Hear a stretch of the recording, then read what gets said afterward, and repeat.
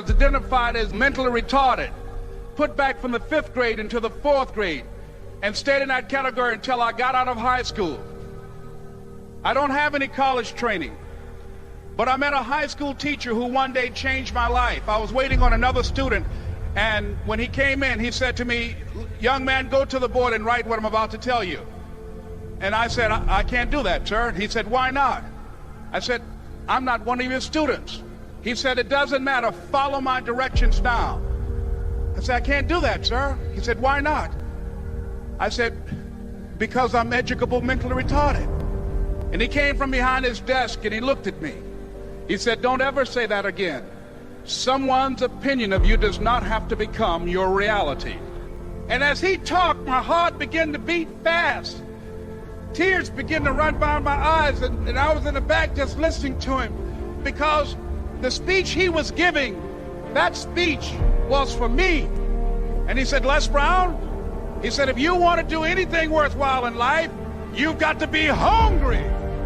I told Mr. Washington I wanted to become a disc jockey. And so I started working to develop myself. He said, "I want you to practice every day being a disc jockey." I said, "But I don't have any job now." He said, "It doesn't matter." He said that it's better to be prepared for an opportunity and not have one than to have an opportunity and not be prepared. And as I was working to develop myself, I applied for a job as a disc jockey, WMB, on Miami Beach. I went to a guy named Milton Butterball. I said, "How you doing, Mr. Butterball? I'd like to get a job as a disc jockey." He looked at me, he said, "You have any broadcast background?" I said, "No, sir, I don't." "You have any journalism background?" I said, "No, sir, I don't." He said, "We don't have any jobs available." I said, "Yes, sir." I went back to Mr. Washington and I told him. He said, "Don't take it personally." He said, "Most people are so negative, they will have to say no 7 times before they say yes." He said, "Go back again." So I went back again. I said, "How you doing, Mr. Butterball? My name is Les Brown." He said, "I know what your name is. What do you want?" I said, "I'd like to know whether or not you have any jobs as a disc jockey, sir." He said, "Didn't I just tell you yesterday we didn't have any jobs?" I said, "Yes, sir, but I know whether or not somebody got laid off or somebody was fired, sir." He said, "No one was laid off or fired. Now get on out of here." I came back the next day like I was seeing him for the first time. I said, "Hello, Mr. Butterball, how are you?" He looked at me with rage. He said, "Go get me some coffee." I said, "Yes, sir." And I went to get him some coffee. After a while, I would get their lunch and dinner, and I would go in the control rooms and take the disc jockeys their food, and I would not leave until they would ask me to leave.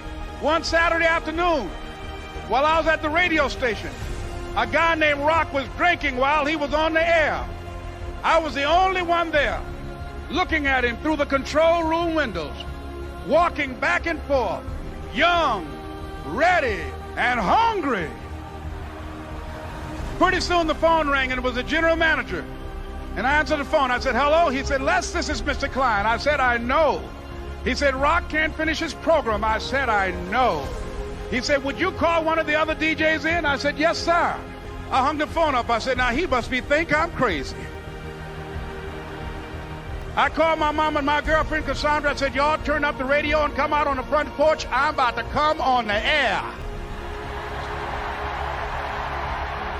I waited for about 20 minutes, and I called him back. I said, "Mr. Klein, I can't find nobody." He said, "Young boy, do you know how to work the controls?" I said, "Yes, sir." He said, "Go in there and don't say nothing here." I said, "Yes, sir." I couldn't wait to get behind those controls. I put on an old Stevie Wonder record called Fingertips.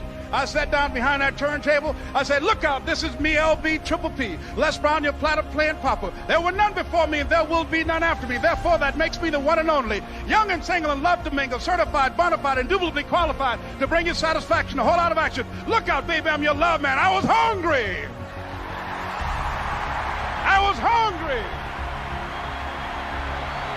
You got to be hungry. Begin to know that you have greatness within you. And if just one of you here begin to envision yourselves as being blessed and highly favored to reach your goals, if just one of you capture the essence of what that means, that you have greatness within you and a responsibility to manifest that greatness, that you can make your parents proud, you can make your school proud, You can touch millions of people's lives, and the world will never be the same again because you came this way. It was hard, ladies and gentlemen, coming to speak to people. And I was facing financial difficulties in my own life. I was behind on my bills and my dreams, and I'm saying to them, you can live your dream. It was hard, ladies and gentlemen. It was very difficult to pick myself up each day believing that I could do it. There were times that I doubted myself. I used to ask myself, can I do this? And something said within me, you're the one. Don't give up on your dream. By continuing to push forward, by continuing to run toward my dream, that one day I would have my own talk show. It's a long shot, ladies and gentlemen, from Liberty City, an abandoned building on a floor, never knowing my mother or father. It's a long shot. Being here with you today in this dome in Atlanta, it's a long shot. No college training, labeled educable, mentally retarded, but I kept running toward my dream. Don't stop. Don't stop running toward your dream.